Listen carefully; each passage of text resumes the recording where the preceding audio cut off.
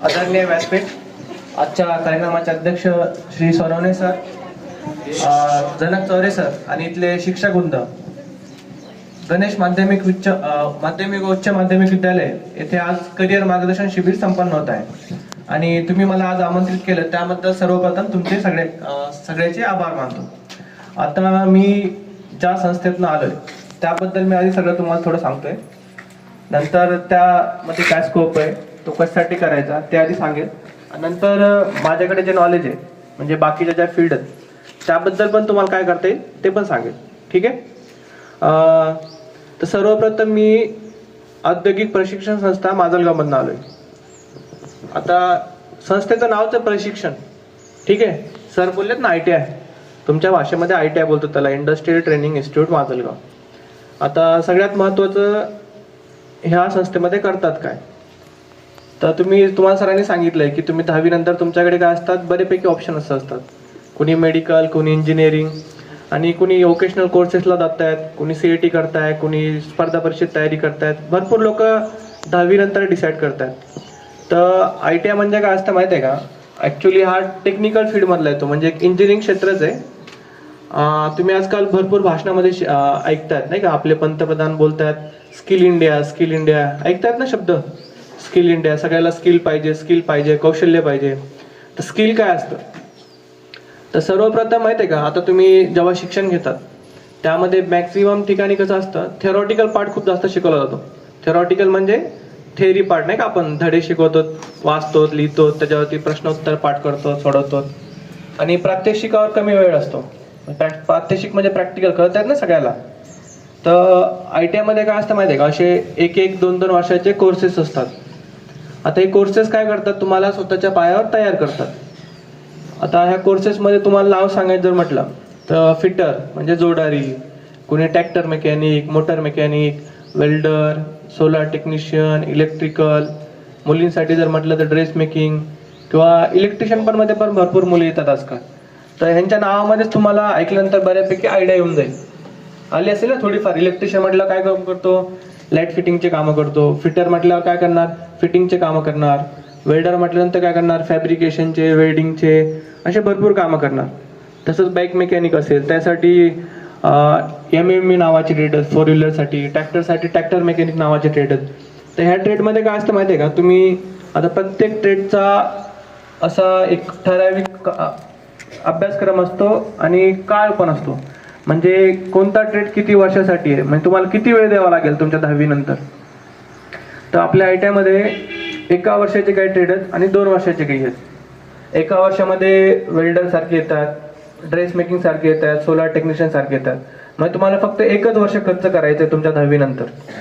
आणि त्यानंतर तुम्हाला 2 वर्षाचे काय ट्रेड आहेत. 2 वर्षाचे म्हणजे कोणते येतात, त्यामध्ये फिटर येतो, जोडारी म्हणतो त्याला आपण, इलेक्ट्रिशियन येतो, असे भरपूर आहेत. आता ह्याच्याबद्दल म्हटलं तर तुम्हाला काय शिकायला भेटणार आणि तुम्हाला पुढे स्कोप काय असणार. सगळ्यात महत्त्वाचं, तुम्ही इंजिनिअरिंग बघितले, इंजिनिअरिंग शब्द ऐकला, तुमच्या भावाने इंजिनिअरिंग केली आहे किंवा डिप्लोमा केला आहे, तर ही त्याच्या खालची एक टेक्निशियन नावाच्या ज्या पोस्ट असतात कंपन्यामध्ये, टेक्निशियन नावाच्या, किंवा असे भरपूर जे टेक्निकल फील्डवर काम करत आहेत त्याच्यामध्ये प्रमोशन होऊन नंतर भरपूर वरती लोक जात आहेत. आता सध्या कसं असतं, इंजिनिअरिंग, डिप्लोमा ह्या गोष्टी सगळ्याला माहिती आहेत बऱ्यापैकी. त्यांच्यामध्ये काय असतं, फीस भरपूर जास्त असतात बघा, लाखापर्यंत फीस. आणि तुम्हाला झेपेल नाही झेपेल कोर्स ती वेगळी गोष्ट आहे. तर ITI मध्ये कसं आहे, 1-2 वर्षाचे कोर्सेस, त्यांच्या फीस पण कमी आहेत. जर तुम्ही गव्हर्नमेंटमध्ये जर गेलात, म्हणजे गव्हर्नमेंटला जर तुमचा नंबर लागला गव्हर्नमेंट ITI कॉलेजला, आता त्याच्यामध्ये प्रायव्हेट कॉलेज पण असतात बरं का, असं नाही की सगळे कॉलेज गव्हर्नमेंटच असतात. तर आपल्या तालुक्यामध्ये जर बघितलं तर 1 गव्हर्नमेंटचे आणि 2 प्रायव्हेट आहेत, 2-3 प्रायव्हेट असे कॉलेज आहेत. तर फीसच्या बाबतीत जर म्हटलं तर 2 वर्षाची किंवा 1 वर्षाची 2,000-3,000 अशी फीस असते ओपन कॅटेगरीसाठी. आणि कास्टसाठी जर म्हटलं तर ती कमी असते, 1,200च्या रेंजमध्ये, 900च्या रेंजमध्ये, म्हणजे प्रत्येकाची वेगवेगळी आहे. तर फीस पण कमी असते. तुम्हाला 1 वर्ष 2 वर्षानंतर तुम्ही वेळ दिला, त्यामध्ये तुम्ही जर पारंगत झाले. आता ह्याच्यामध्ये आपण शिकतोच काय, आता तुम्ही समजा उद्या कंपनीत जाणार, बरोबर आहे का नाही. तुम्ही बघितलं असेल आपल्या गावातले पण भरपूर लोक कंपन्या जातात बघा, बघितलं ना. उन्हाळा आला की बऱ्यापैकी जातात, पुन्हा वापस येतात, पुन्हा जातात. तर हे लोक काय करतात, हेल्पर म्हणून काम करतात. म्हणजे यांच्याकडे ग्रोथचे चान्सेस नसतात, की त्यांना गेले कंपनीत जॉईन झाले, 10-12 हजार काम केलं, पुन्हा वापस आले, पुन्हा गेले, तर त्यांचं ते शेड्यूल राहतं, रुटीन राहतं. असं नाही की त्यांची काय ग्रोथ होते, काय होतं.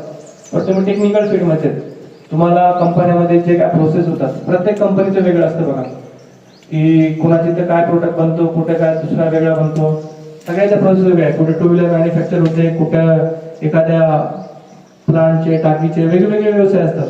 मग तुम्ही असं काही तुम्हाला बंधन नसतं की तुम्ही कोणत्याच कंपनीत काम करायचं, तुमची इच्छा असते नाही का. तुम्ही संभाजीनगर झालं, पुणे झालं, जिथं जिथं आपले औद्योगिक क्षेत्र राहतात. आता आपल्या माजलगावमध्ये पण फक्त फरक एवढा असतो की पेमेंटचा इश्यू असतो, आपल्याकडे कमी भेटेल, संभाजीनगरकडे थोडं जास्त भेटेल, त्यापेक्षा पुण्या साईडला गेलं तर अजून जास्त भेटेल. तर ह्याच्यामध्ये तुम्ही काय शिकतात आयटीमध्ये, की कंपनीमध्ये काय लागतं नाही का, म्हणजे तिथे कोणते साधनं वापरतात, कोणत्या मशीन्स असतात, कोणत्या प्रोसेसला काय बोलतात, हे सगळं तुम्ही हे आपल्या आयटीमध्ये शिकून जातात. बरोबर आहे का नाही. कोणते उपकरणं असतात. आता तुम्ही जर मेकॅनिकल सब्जेक्ट आहेत ना, टेक्निकल नाही का, तर एक शॉर्ट मध्ये तुम्हाला सांगितलं की तुम्ही काय शिकतात कंपन्यामध्ये, जे बेसिक लागतं नाही का, कोणत्या कन्सेप्ट लागतात, कोणत्या नाही का. म्हणजे आता तुम्ही एखादी कंपनी गेले, समजा बजाजमध्ये काय आहे, मॅन्युफॅक्चरिंग प्लांट आहे, 3 व्हीलर आहे, 4 व्हीलर आहे, 2 व्हीलर आहे, सगळ्यात. बरोबर आहे का नाही. मग तिकडे प्रत्येक गोष्ट मॅन्युफॅक्चर होते, अशी असेंब्ली होते, सगळ्या होतात. मग त्याच्यामध्ये काय असतं की तुम्हाला इकडे काय शिकवलं जातं, ड्रिलिंग काय असतं, चॅम्फरिंग काय असतं, पुन्हा प्रोडक्शन कसं होतं, प्रोडक्शनच्या संज्ञा काय आहेत, तुम्ही तिथे कोणकोणते गेजेस वापरतात, गेजेसने चेक कसं करतात, कोणतं काय मेजरमेंट कसं करतात, हे सगळ्या गोष्टी काय असतात आयटीमध्ये एक शॉर्टमध्ये बेसिक जे काय कंपन्यामध्ये जे फाउंडेशन असतं कंपनीचं, जे की तिथल्या वर्करला किंवा टेक्निशियनला माहीत पाहिजे. सगळ्यात मेन म्हणजे महत्वाचा पार्ट म्हणजे तुम्ही जो रिअल क्रक्स असतो, जेव्हा तुम्ही हँड्स ऑन घेता कंपनीमध्ये जाऊ तेव्हा शिकता. पण एक बेसिक नावाची जी गोष्ट असते, जिचा की भक्कम पाया जो असतो ना कंपनीच्या वर्करचा, टेक्निशियनचा, तो आपल्या आयटीमध्ये तयार होतो. आता आयटी नंतर आता जर तुम्हाला पुढे जर शिक्षण घ्यायचं असेल तर सरांनी सांगितलं की डिप्लोमा इन इंजिनिअरिंग असतात. बरोबर ना, आपण टेक्निकल फील्डमध्ये आलो तर 2 वर्षाचा जर कोर्स केला तुम्ही आयटीमध्ये किंवा फिटर, इलेक्ट्रिशियन, आणि तुम्हाला जर इच्छा असेल की मला लगेच काम नाही करायचं किंवा कंपनीमध्ये जायचं नाही, तर तुम्ही पुढे शिक्षणासाठी काय करू शकता. डिप्लोमा जो 3 वर्षाचा असतो 10वी नंतर, माहिती आहे सगळ्याला, 10वी नंतर 3 वर्षाचा असतो इंजिनिअरिंगचा डिप्लोमा. आणि जर तुम्ही 12वी जर करून गेले तर इंजिनिअरिंगचा डिप्लोमा 2 वर्षाचा असतो. तसंच तुम्ही आयटीआयचा जर 2 वर्षाचा कोर्स करून गेले तरी पण डिप्लोमा 2 वर्षाचा होतो, तिथे तुम्हाला 1 वर्षाची सूट भेटते. आणि नंतर डिप्लोमा करून इंजिनिअरिंग, असं पण एक शिक्षणासाठी हे असतं. आता काही दिवसांनीच आमच्याकडे टाटा मोटर्सची लोक आली होती, तर त्यांचं म्हणणं होतं की ते मुलं घेण्यासाठी येतात बघा, म्हणजे कॅम्पस रिक्रुटमेंटसाठी येतात, किंवा आपण जरी त्यांच्याकडे गेलो तर त्यांच्या रिक्रुटमेंट चालूच असतात. तर त्यावेळेस ते पण स्वतःहून काही नाही का व्हॅल्यू एडिशनसाठी तुम्हाला पण रोबोटिक्स, मेकॅट्रॉनिक्स अशा गोष्टी शिकवतात. म्हणजे तुम्हाला ते जॉबला पण ठेवतात आणि त्यांचं एक पुढचं शिक्षण जे असतं की तुम्हाला पाहिजे ते पण देतात. अशा पण भरपूर काही गोष्टी होतात.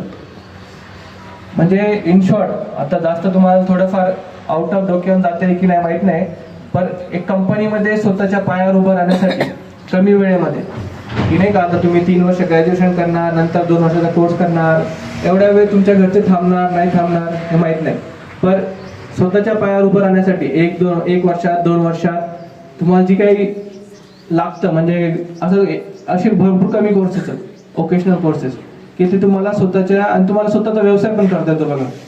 फॅब्रिकेशनचे व्यवसाय, वेल्डिंगचे व्यवसाय, स्वतःचं गॅरेज, असं सोलारचे आता नवीन ट्रेड आले, सोलार टेक्निशियनचे, म्हणजे सोलारच्या प्लॅन्टवरती काही इश्यू असतील ते पण तुम्ही सॉल्व्ह करू शकता. असे भरपूर ट्रेड आहेत, अशा गोष्टी आहेत. म्हणजे स्वतःचा व्यवसाय, लवकर कमवण्याचे चान्सेस आणि कमी फीस आणि वेळ कमी, ह्या सगळ्या गोष्टी ह्याच्यामध्ये मिळून येतात. आता अजून राहिलं तर गव्हर्नमेंट पण तुम्हाला भरपूर प्रोत्साहित करतं बघा. आता जर तुम्ही गव्हर्नमेंट आयटीमध्ये जे लोक प्रशिक्षण घेत आहेत ना, त्यांना 500 रुपये महिना भेटतो सर स्टायपंड म्हणून. म्हणजे 1 वर्षाचा जर कोर्स घेतला तुम्ही तर 3-3 हजाराच्या टप्प्याने 2दा तुम्हाला पैसे भेटतात, म्हणजे स्कॉलरशिप इन शॉर्ट. तर 1 वर्षाचा जर कोर्स असेल तर मला वर्षभरात 600 रुपये भेटतात, 6000 रुपये, म्हणजे महिन्याला 500 रुपये. आणि जर 2 वर्षाचा कोर्स घेतला तुम्ही आयटीआयमध्ये तर तुम्हाला 2 वर्षाचे म्हणून 6 असे 12,000 रुपये भेटतात बघा. आणि फीसचं पण तुम्हाला मी सांगितलं की ॲडमिशनला फीस पण कमी असतात. आता सगळ्यात महत्त्वाचं म्हणजे तुमची 10वी झाली आहे, बरोबर आहे का नाही? तुमच्याकडे डॉक्युमेंट्स तर रेडी नसतात आणि ज्यावेळेस ॲडमिशनच्या प्रोसेस येतात तुम्ही धावपळ करतात. तर सगळ्यात महत्त्वाचं म्हणजे कसं आहे की तुम्ही डॉक्युमेंट्स रेडी ठेवा. तुम्हाला ज्याला ॲडमिशन घ्यायचं त्याला घ्या, पण सध्या तरी काय करणार तुम्ही 10वी ज्यांची झाली किंवा 12वी ज्यांची झाली की तुमचे डोमासेल म्हणजे रहिवासी जे असतं तहसीलचं, नॅशनॅलिटी, तुमचं एका वर्षाचं उत्पन्न, तुमच्या जातीचा दाखला, नॉन क्रिमिलियर, ह्या ज्या गोष्टी असतात बेसिक ह्या काढून घ्या. कारण ह्याला वेळ लागतो 10 दिवस 15 दिवस, आणि तुम्ही जेव्हा घाई जाताल त्यावेळेस तुम्हाला मग तुमच्याकडे पैसे जास्त घेतले जातात काढण्यासाठी डॉक्युमेंट्स, आणि तुमचा वेळ पण खर्च होतो. त्यामुळे सगळ्यात आधी महत्त्वाचं काय, तुमच्या आता 10वी झाली आहे, रिझल्टची वाट बघू नका. आत्ताच रहिवासी सांगितल्याप्रमाणे उत्पन्नाचा, जातीचा, नॉन क्रिमिलियरचा असे दाखले जे असतात ते तुम्हाला प्रत्येक शिक्षणासाठी लागतात. तुम्ही ITला नाही आले, तुम्ही इंजिनिअरला जरी गेले, मेडिकलला जरी गेले, तर तुम्हाला हे सगळे डॉक्युमेंट्स लागतात. त्यामुळे सगळ्यात आधी सगळ्यांनी काय करायचं, आपापले डॉक्युमेंट्स काढून घ्यायचे. ठीक आहे. आता हे झालं ITI बद्दल. ह्याच्यामध्ये कुणाला डाऊट येतोय, काय विचारायचंय असं तुम्ही विचारू शकता. आपण प्रश्नोत्तर घेऊया आपले. ठीक आहे.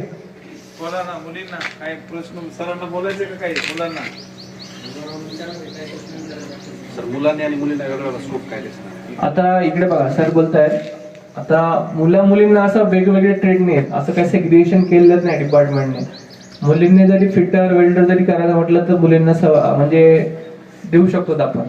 आणि हा सगळ्यात मेन महत्वाचं राहिलं की तुमच्या जॉबच्या संधी, बरोबर आहे का नाही? मी प्रायव्हेटचं सगळ्याला सांगितलं. तर गव्हर्नमेंटमध्ये काय माहिती आहे का, तुम्ही रेल्वेचं ऐकलं, रेल्वेमध्ये असिस्टंट लोको पायलट म्हणजे जे सहाय्यक जे ट्रेन चालवतात ना त्याला आपल्या भाषेमध्ये, त्यांचे असिस्टंट जे असतात असिस्टंट लोको पायलट त्यांच्यासाठी, आणि रेल्वेमध्ये टेक्निशियन म्हणजे तंत्रज्ञ नाही का. आणि हे झालं फिटर वेल्डर ह्या बाकीच्या ट्रेडसाठी. आता आपल्याकडे जे इलेक्ट्रिशियन लोक ऍडमिशन घेतात ना, महावितरण ऐकले तुम्ही, बरोबर आहे नाही? आपल्याकडे जी लाईट येते ती महावितरणचीच असते, माहिती आहे सगळ्याला. त्याच्यावरती जे लाईनमॅन असतात, वायरमॅन असतात, ते पण ITI करूनच आलेले असतात. फक्त एवढं आहे की ITI केल्यामध्ये तुम्हाला असे जॉब भेटत नाहीत, त्यासाठी तुम्हाला परीक्षा द्याव्या लागतात. सगळ्यात महत्वाचं म्हणजे असा तो पण एक भरपूर गैरसमज असतो लोकांना की तुम्ही इलेक्ट्रिशियनचा किंवा वायरमॅनचा ITI केला की तुम्ही लगेच लाईनमॅन लागून जॉईन होता, तुम्हाला भरपूर पगार भेटतो, असं नसतं.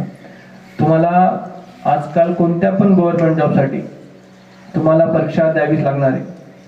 त्यामुळे तुमचा अभ्यास पाहिजे, तुम्हाला 2 वर्ष मेहनत करावी लागेल, बऱ्यापैकी अभ्यास करावा लागेल. तुम्हाला ITI झालं, डिग्री झालं, हे फक्त प्रमाणपत्र असतात. म्हणजे हा एक मार्ग असतो तुम्हाला जॉबसाठी. तुम्हाला मेहनत करावीच लागणार आहे. तुम्ही आता इंजिनिअरिंगची डिग्री घेतली, प्रत्येकाची डिग्री घेतली, मेडिकलची जरी तुम्ही प्रॅक्टिस नाही केली, तुम्ही अभ्यास नाही केला, परीक्षा नाही दिल्या, तर तुम्हाला कुठे जॉब भेटणार नाही. डिग्री घेणं म्हणजे असं जॉब लागणं असं नसतं बघा. डिग्री घेणं, आता तुम्ही ते सांगितलं ना इलेक्ट्रिशियन वायर म्हणलं, पण आमच्याकडे भरपूर लोक येतात ऍडमिशनच्या वेळेस की आमचा कोणतरी काका मामा चुलता इलेक्ट्रिसिटी डिपार्टमेंटला लाईनमॅन वायर म्हणून काम करतोय आणि मी पण ITI केलं की मी पण लाईनमॅन वायरमॅन होऊन जाईल. तर तुम्हाला काय करावं लागेल आधी, आणि तुमचा ITI पास होताल तुम्हाला सर्टिफिकेट भेटेल ITI पास झालात. त्यानंतर पण तुम्हाला अप्रेंटिसशिप करावं लागेल, म्हणजे शिकावं लागेल नाही का, असं शिकाऊ उमेदवार म्हणून काम करावं लागेल. आणि गव्हर्नमेंटचं जर तुम्हाला गव्हर्नमेंटमध्ये जायचं असेल नाही का, गव्हर्नमेंटमध्ये जाण्याचे फायदे काय असतात, पगार जास्त असतो, बरोबर आहे का नाही? तर तुम्हाला परीक्षा द्यावी लागेल, हा एक कन्सेप्ट झाला. आता बाकीच्या प्रायव्हेटचं तुम्हाला सांगितलं जॉब कुठे कुठे असतात, कंपन्यामध्ये, MIDC मध्ये, इंडस्ट्रियल एरियामध्ये. सेंट्रलचे जर म्हटलात तर रेल्वेजमध्ये असतात. पुन्हा टेक्निशियनचे जॉब ते इस्रो माहिती आहे सगळ्याला, DRDO माहिती आहे, भाव ॲटॉमिक रिसर्च सेंटर माहिती आहे. तर ह्या ज्या सगळ्या सेंट्रल गव्हर्नमेंटच्या संस्था असतात ह्याच्यामध्ये पण असतात टेक्निशियन जॉब. परीक्षा देऊन जावं लागतं, एवढं सगळं खरं आहे. असं नाही की तुम्ही ITI केला आणि तुम्ही आता म्हणता मला जॉब पाहिजे. परीक्षा द्यावी लागणार, अभ्यास करावा लागणार, सगळं पास व्हावं लागणार. आता राहिला प्रश्न मुलींचा. तर स्पेसिफिक मुलींचे पण काही ट्रेड आहेत की जसं ड्रेस मेकिंग आहे, फॅशन टेक्नॉलॉजी आहे. आता इलेक्ट्रिशियनला जरी सांगायचं म्हटलं तर आमच्याकडे 20 पैकी 6 मुलीच ह्या वर्षी. म्हणजे इलेक्ट्रिशियनला पण भरपूर मुली येतात, इलेक्ट्रिशियन वायरमॅन सारख्या ट्रेडला. अजून तुम्ही थर्मल नावाची गोष्ट ऐकतात, थर्मल पॉवर प्रोजेक्ट प्लांट बिंट जे असतात ना, तिथे पण वेल्डर, फिटर, इलेक्ट्रिशियन, वायरमॅन ह्यांच्या काय होतात, भरत्या होतात. म्हणजे तिथे पण एक तुम्हाला चान्स असतो गव्हर्नमेंटचा ITI झाल्यानंतर. आणि